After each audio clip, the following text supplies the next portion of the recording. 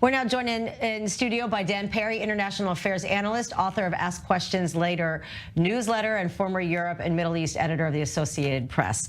Good evening, and thank you for being here tonight.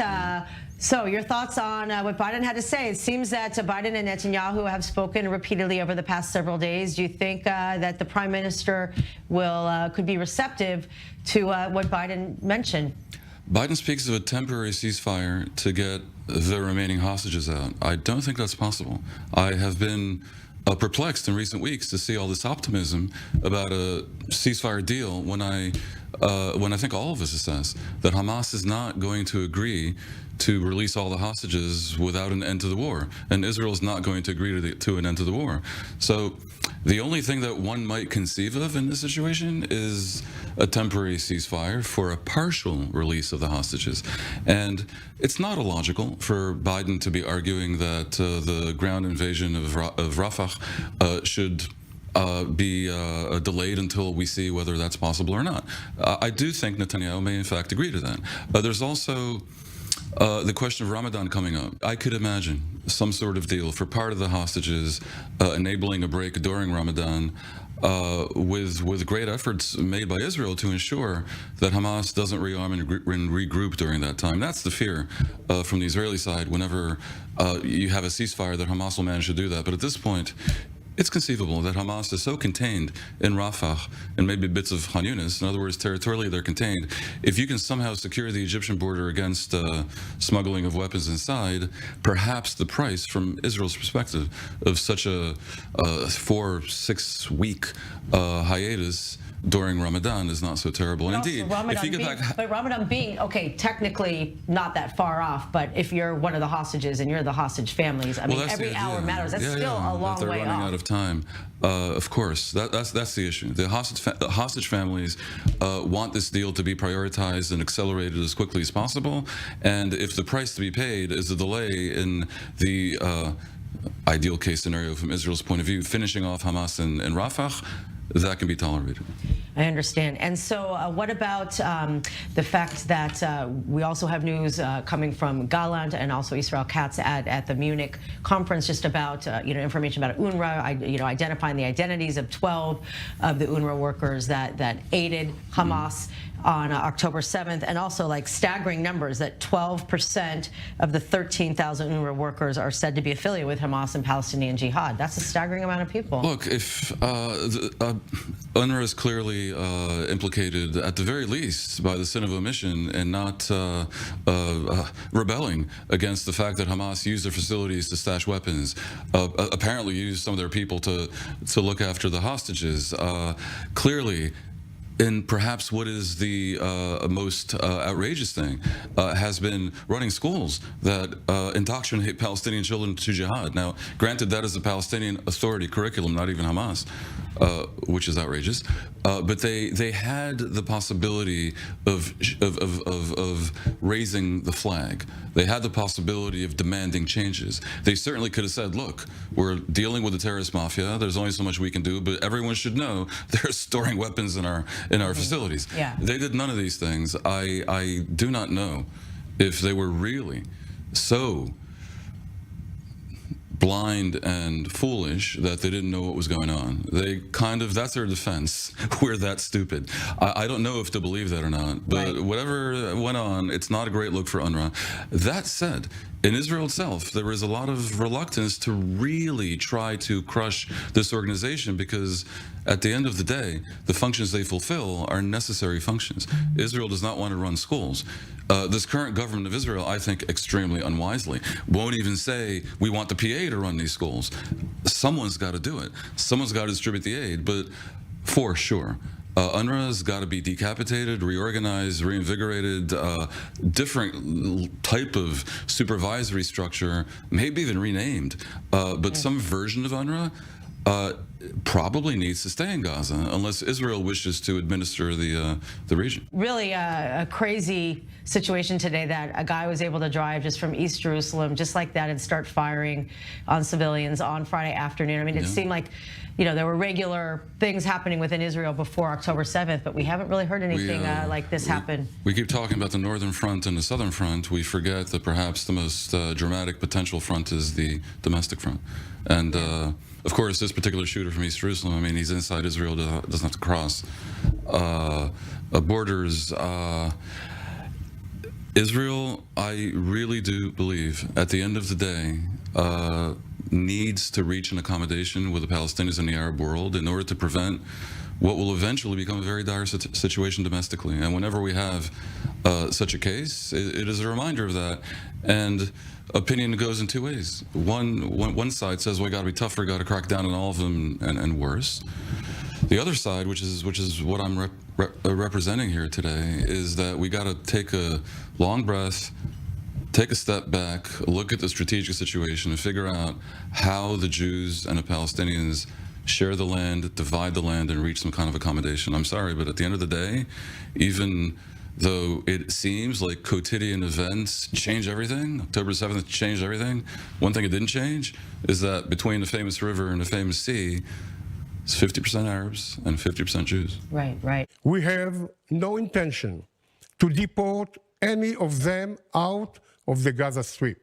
And Yoav Gallant also said the same thing, no intention of deporting. So what is the solution? What needs to be done? How do you get the refugees to a place that it will prevent Israel from being criticized around the world if Israel begins what it needs to do with the 4 battalions of Hamas in Rafah? The issue is that Israel needs to get these civilians who are displaced to begin with into Rafah, to displace them once more out of Rafah. And that is what Biden's demanding, basically. When they talk about finding ways to prevent damage to civilians, that's what it's about. Moving them out of Rafah back north, essentially. And then the challenge to Israel is to prevent Hamas from sneaking out alongside them. Right, exactly. How many Hamas operatives are within Right. Now, if they're really hiding in tunnels and so forth, maybe that's possible. I mean, it's tactical. What Katz is talking about here is something else. There is increasingly fear around the world, rightly or wrongly, that Israel will try to engineer somehow an exodus of the Palestinian civilian population from Gaza. And that comes from the extreme right in Israel, promoting this discourse, incredibly unwise and wrong, about a voluntary depopulation of Gaza.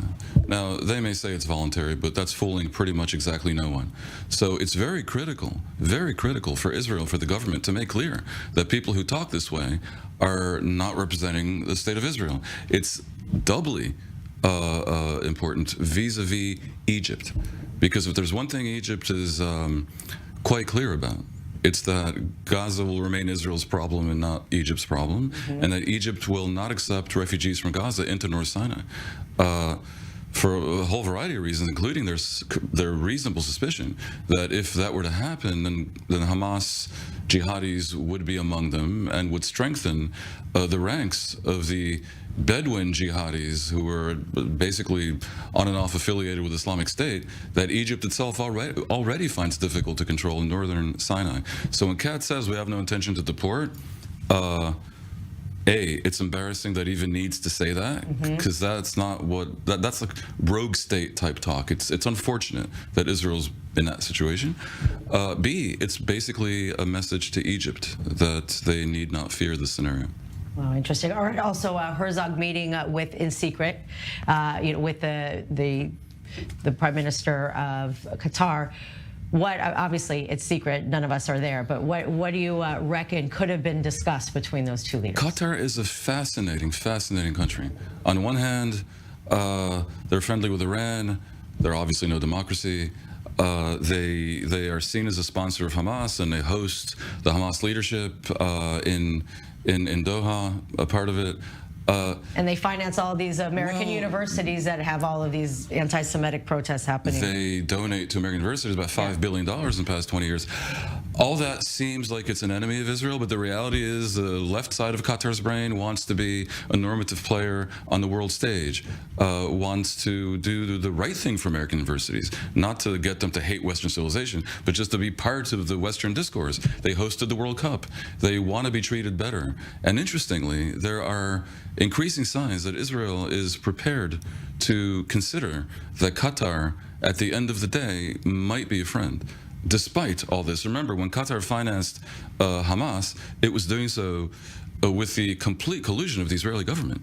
And the idea was that they're not financing Hamas, they're delivering aid to Gaza and to the Palestinian people therein. We now know that those billions of dollars were used to build a world-beating network of underground tunnels used to house terrorism and prison hostages. I mean, it's insane. It's still hard to wrap your head around the fact that this happened. How you could think what they could have done. I lived in New York. It took years just to build another subway. It's nuts, and it's not like they succeeded in doing much else in Gaza. Right. Everything was subordinated to this project. It is such a crime against the people of Gaza and against the Palestinian people that it boggles the mind that there remain any idiots on U.S. campuses that actually think that supporting Hamas is supporting the Palestinian cause. Hamas is an enemy of the Palestinian cause. Now, I am not so sure that Qatar is also an enemy. Qatar may be redeemable. And that's the discourse right now, and that's why the meeting happened. And it is a big question mark, because you're seeing even some of the hostage families that I've had the opportunity, they went to Qatar on these delegations, and they're reasonable. It's their culture to kind of be diplomatic, but it is kind of counterintuitive.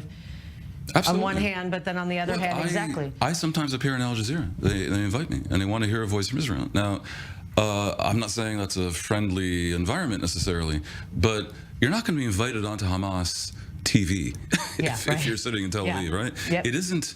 Qatar is a different thing. And as regards to Al Jazeera, I have to say, for all the criticism one might direct at them, the English channel is something approaching a vanguard for normal journalism in the Arab world. Remember, when it started in the 90s, there was almost no such thing.